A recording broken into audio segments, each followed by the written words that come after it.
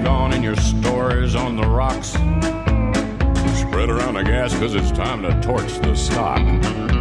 But you gotta move quick before you singe your own hair. Who knew there was a homeless guy sleeping in there? Ladies and gentlemen, this is It's All Good, Man. The Better Call Saul podcast. How's it going, Dave? Awesome. And this is Brian, as you're probably well aware, and Dave and I are actually recording remotely today. So once again, it's a little weird watching you on this little Skype window on the computer, Dave. Yeah, I'm kind of used to it. That little Vaseline effect it has on your face moves out, makes you look better to me. Well, it needs a lot of Vaseline because I am not an attractive individual. I don't know why it creeps me out so much to do the whole Skype thing. Maybe I'm like 17th century pilgrims or some shit. Like I think it's gonna steal my soul. I don't know. It just fucking weirds me out. I don't like it, but we're gonna muscle through it. If you stab a man in the dead of winter, the steam rises from the wound. The Indians believe it's the soul escaping from the body. Is that true? That's from Wayne's World. No. Nice. Well, this episode, I believe, is episode 14, and we have a really awesome special guest, Rhea Seehorn, who, of course, plays Kim Wexler on Better Call Saul. Absolutely. It was Yeah. It was a fun phone conversation, right? How cool was that she sat down with us to talk? It was extremely cool, especially since she took the time to listen to our show beforehand. She, what I really enjoyed about the phone conversation is, she just sounded genuinely nice and genuinely interested to talk to us. Yeah, I like that, genuine, because everything she said was how much she enjoys what she's doing. She really enjoys the process behind it. Absolutely, and she couldn't have been more gracious with us. She was joking around quite a bit, and she actually busted me out for accidentally calling Better Call Saul a Breaking Bad ripoff as opposed to a Breaking Bad spinoff. Yeah, that was pretty funny.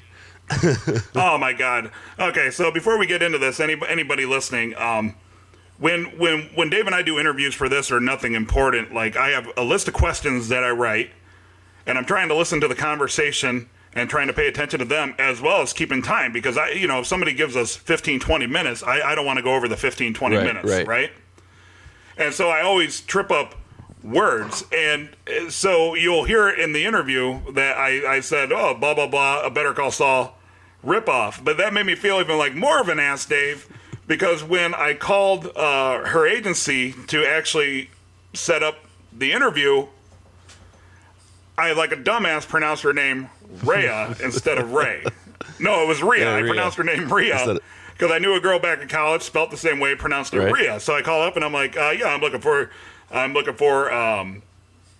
to make an interview request for Rhea Seehorn. And immediately they were like, you mean Ray? I'm like, oh shit. Okay, well there goes our interview. So there's no way in hell she's going to do it probably now. get that. I'm sure she gets that all the time. Probably, but her agent, very cool. It was so nice of her to set it up, and maybe before we get into season 2 of Better Call Saul, maybe she can come back on the show and hang out with us. Yeah, again. hopefully. I mean, she really was it was a good experience. She made it pleasurable for us. Absolutely, and really easy to talk to too. And she had good answers, and she was very well rehearsed in the art of interviewing.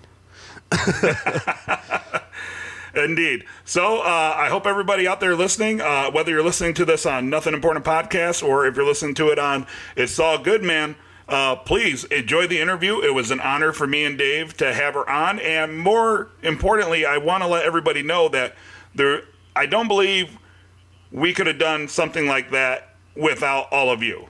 Right. She even, Ray even mentioned a kudos to our fans for their insight and their participation in what we're doing, which is really cool. Yeah, absolutely. So thank you for participating. I know Dave and I say it a lot, but thank you so much. I'm going to keep on trying to get these wonderful interviews for both of the shows that we do, and I hope that you enjoy Rhea Seehorn as she talks with Brian and Dave. You better go, Saul.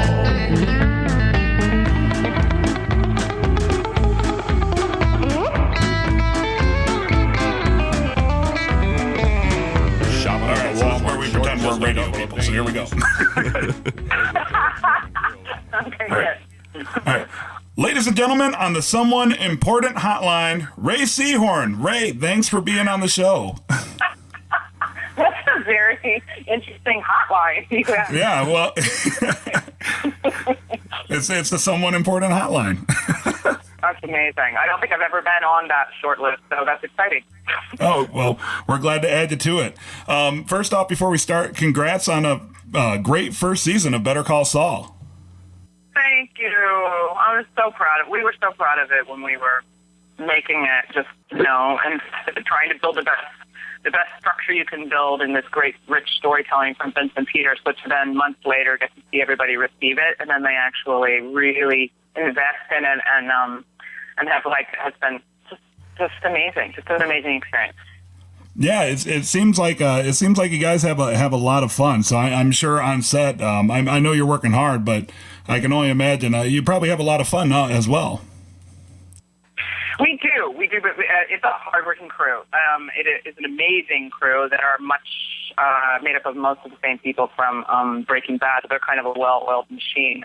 But we shoot a lot of exteriors and a lot of on location and practical shots, and so a lot of the night shots are not day for night; they are night, and so there were some very long nights. Bob Odenkirk certainly was a tour de force, unstoppable train.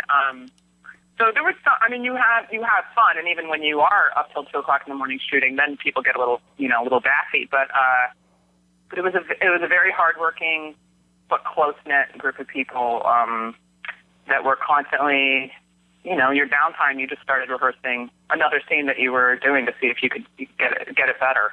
People almost didn't want to step away from the work, which was its own sort of fun. Well, good. Breaking Bad ended in September of 2013, and almost immediately, internet rumors and such started swirling about a Saul Goodman ripoff. When about did you audition for Better Call Saul? Wait a second. Did you call it a ripoff? I think I did. I meant spinoff. I sometimes speak incorrectly. I'm like, well, it is Vincent Peters' character. Right. Here's the thing, Ray. You mentioned you've heard a few of our podcasts, so I'm sure, as you know, sometimes I say dumb things. And I refuse to correct them because I just like to let it roll. Oh, good. I mostly say dumb things, so that's fine.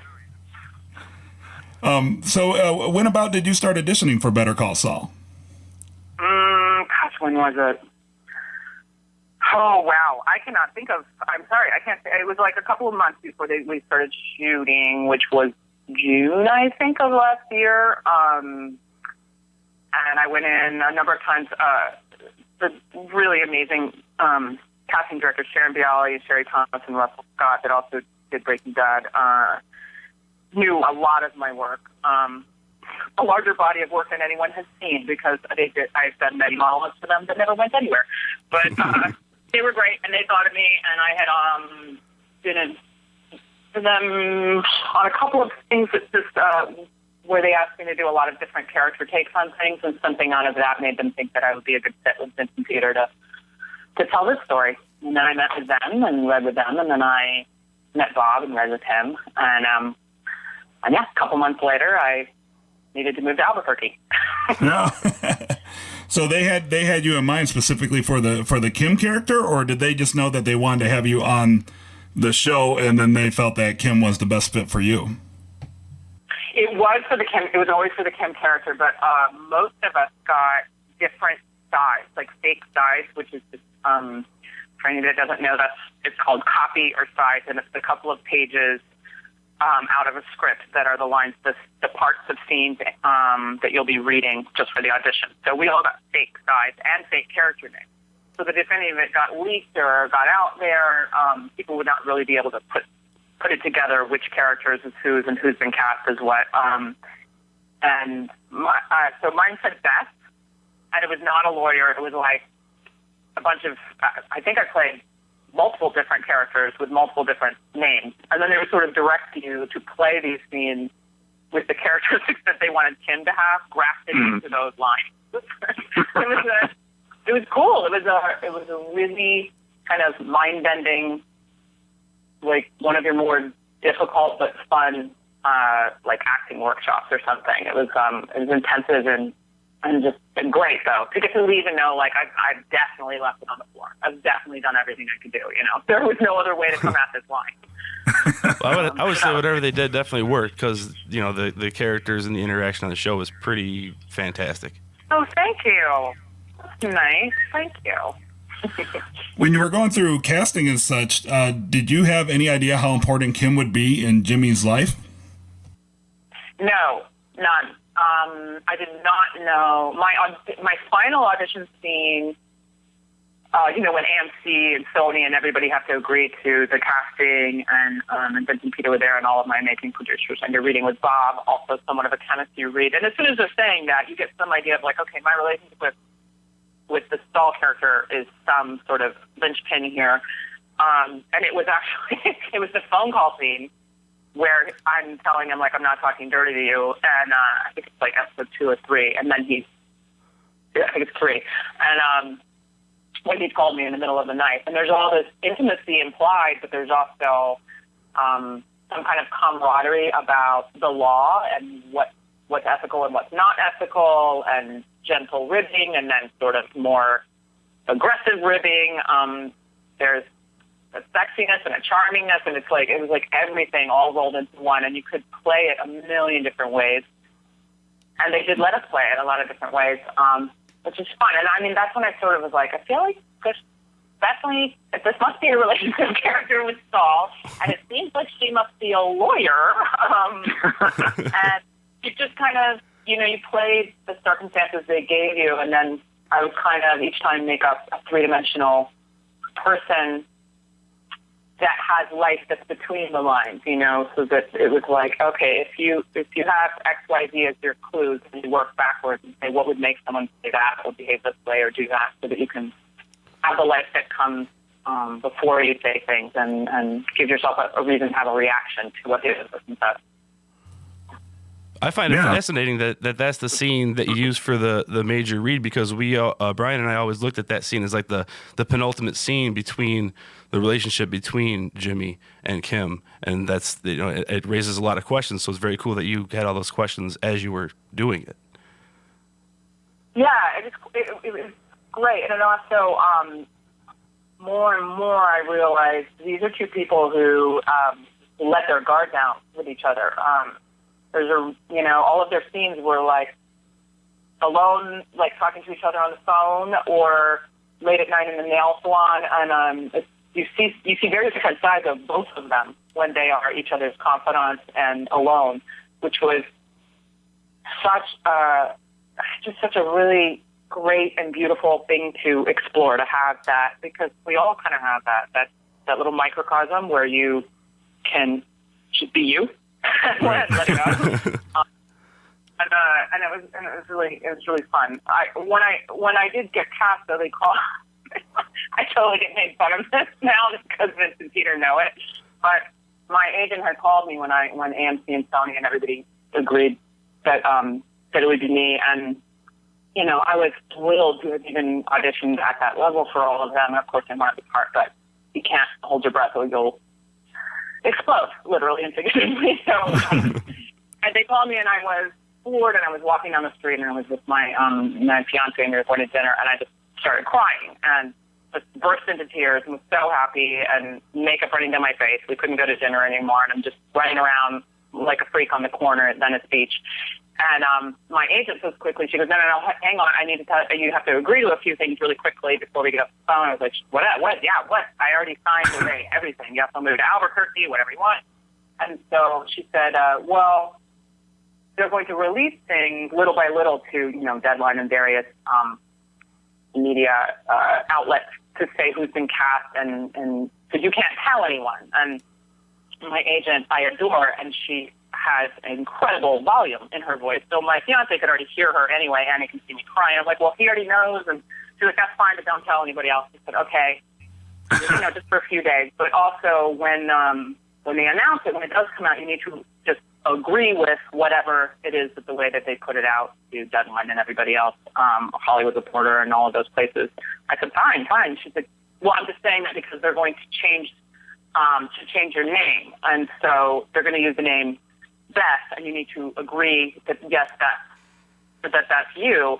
And I had forgotten at one point my character because I auditioned for a while, and I had forgotten that Beth was one of the names on one of the sides of the characters that I played.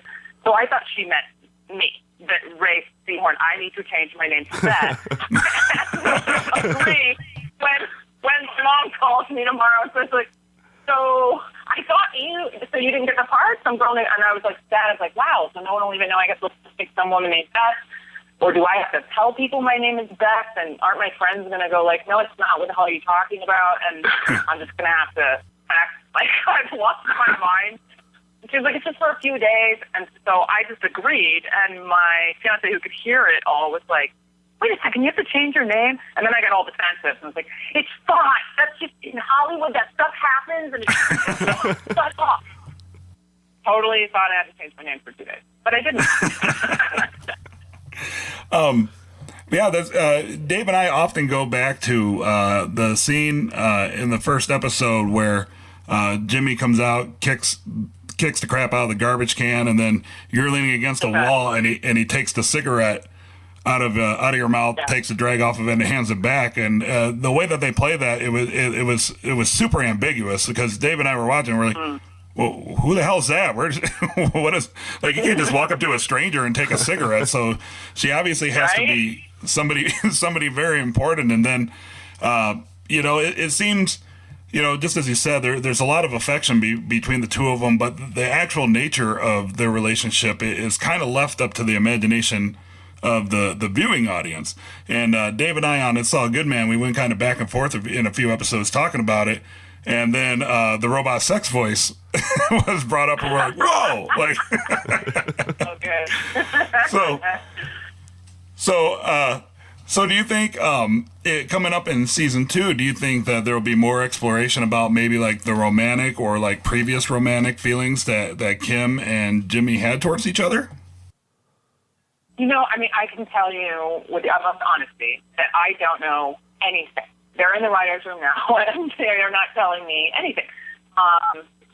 But I can only imagine that they will continue this kind of onion peeling layering that they do so well with characters. And my character was particularly enigmatic and was just as much about what she didn't say or express as what she did, which was fun to play too. All the times that she chooses not to show all her cards or let her guard down or say something. And I loved playing that. And I loved that they gave us the breathing room in our scenes when it was just Bob and I to play the intimacy that's between the lines. If you know someone that well and you're that close, there's almost nothing that could be said at face value. It's always like has some other context or subtext to you. And I just kept taking clues, like the scene you were talking about, which is one of my all-time favorite scenes I've ever gotten to shoot. And it didn't hurt that it was shot like film noir or an Edward Hopper painting by the brilliant Albert Stowe, our DP. And I was just, I remember just thinking like the same thing you said. You don't take a cigarette out of somebody's mouth and put it back in. Unless you know them very, very well. Right. And she doesn't flinch. That's the other thing. And they're explicit with their Arthur Albert. Sorry, the DP. I just put his last name like I'm in gym class. I don't know why, but it's Arthur Albert. They're explicit in their stage directions that Kim doesn't flinch when he does that. So it's just amazing. You get very detailed things about your character that are almost like some of the fine brush work without the broad stroke instead of the other way around. Right. And you just keep their characters, it feels like they just keep coming more into focus. You're getting a little more detail, and then you realize what's appearing in front of you. But I think it gives them all the freedom in the world to take the characters any way they want to, too. Nothing ever feels like a clever stunt when their characters change. Even the Chuck character in 109 made me cry every time I saw it. I saw it at a panel. I saw it being filmed. I cried every time they shot it. I cried when it came on cable. It's excruciating. And but it wasn't. We were never like, oh, you hid that being a possibility from us just to be clever. It was more like you could go back and watch the whole season and realize if that was absolutely an organic undercurrent with this person the whole time, and it has finally, bubbled over. Right. And now everyone can see it. So it's fun learning those things and getting a script and finding out, like, oh, we were in the mailroom together 10 years ago. And they picked me to put through law school and not him. And to get a chance in the firm. And why is that? And what does that do to the relationship? What does it do to his relationship with the firm? And what does it do to his relationship with me? And it was great. So all I can say is I would imagine that they're going to continue that kind of exploration and keep following that. But I don't know anything specific. Speaking of Chuck, you kind of touched on that a bit. What do you think Kim's reaction to Howard was when he told Kim, that Chuck was kind of pulling all the strings and Chuck was actually the one working against Jimmy? How do you think your character Kim reacted to that? I thought about that a lot because that reaction would be between that scene and when I go to the nail salon to tell him to take the deal, and he berates me, and I just sort of stand there and take it because I don't want to tell him why. I think she is devastated for Jimmy. However,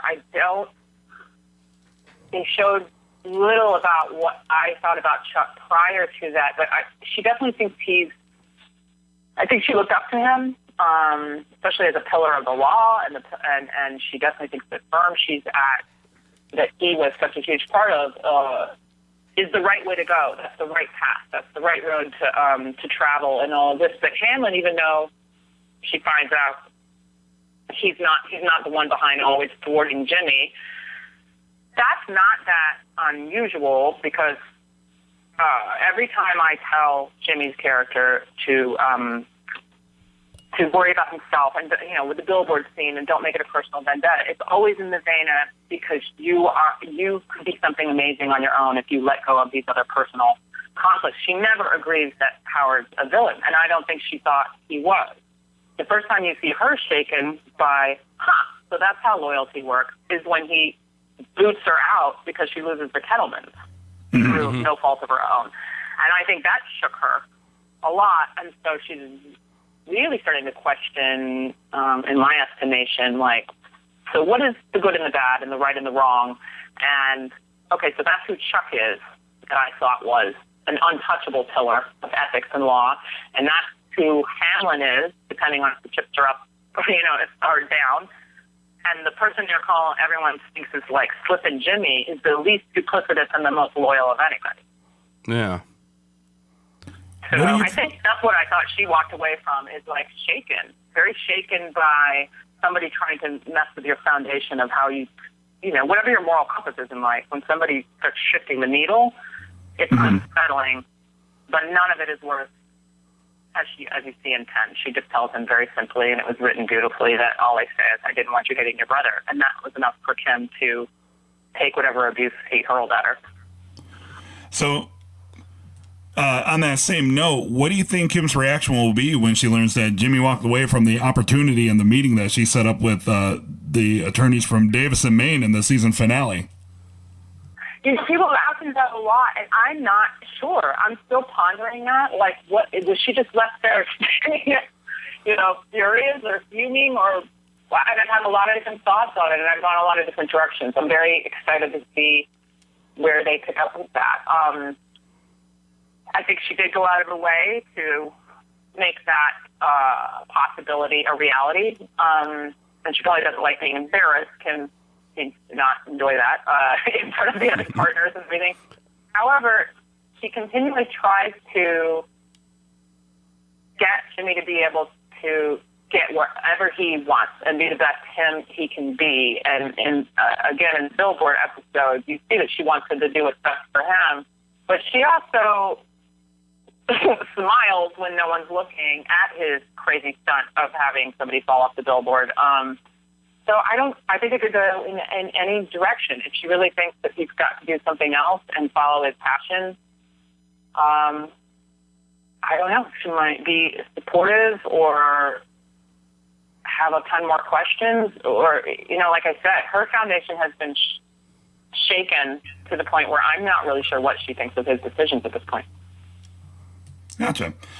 We only have a couple minutes left, so I'm not going to take up too much of your time, but I have to just put this out here. My wife loves Romeo and Michelle's, and you actually played a character named Ashley Schwartz in the ABC Family prequel Romeo for Romeo and Michelle. Do you think that there's going to be any chance of like a third Romeo and Michelle movie, like set in present day, where it really ties the whole universe together? I don't know, but we should definitely start a petition to Robin Schiff because she is brilliant, the writer and director of that. She's just amazing, and that character was so much fun to play. Just straight up villain with an entirely different set of social norms and ethics that like don't exist, and she doesn't care that no one else gets them. She operates completely by her own standards, and it was just so much fun. And oh my God, and Katherine Heigl and Alex Breckenridge were amazing in it, as well as Alexandra, who's now on Transparency, was in it, and Nate Faxon, who's gone on to be brilliant as a writer and an actor. God, we had fun. That was a really fun set. I love hearing that there's a fan of it. Good. Well, that's good. Well, you know, with the success of Better Call Saul and Kim being such a huge character in that show, hopefully, you know, by the time Better Call Saul wraps up, we can start a petition and we can get that third movie made. Okay, let's do it. And if we make it happen, I promise you, Dave and I we'll do a Romeo and Michelle podcast. Oh, I'm in.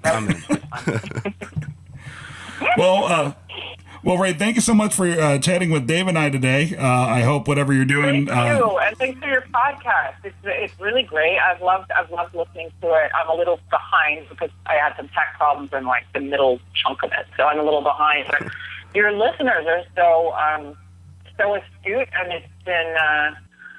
I'm beyond grateful that people are invested in the story and the characters, and you know, I had somebody walk up to me on the street the other day that said, "Look, when I started watching, I was like, when are they going to hurry up and get to where Saul is Saul?" And they said, and about midway through the season, I thought, like, well, you don't have to go that fast.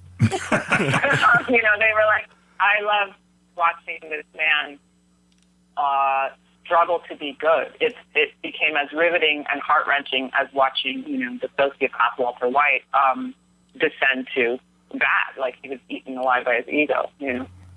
Well, I hope by the time it's all said and done, you know, I hope somebody puts a little bit of thought into Kim Wexler spinoff. Oh, really? And we'll do a podcast about that as well. How will I have time to do Romeo and Michelle and the Kim spinoff? This is, you know, we got to prioritize. Awesome. Well, once again, thank you so much for chatting with Dave and I, and good luck on season 2. And we can't see what they have in store for Kim next. Thank you, guys. Talk to you again soon. All right, absolutely. Thank you. Thanks It's been a pleasure.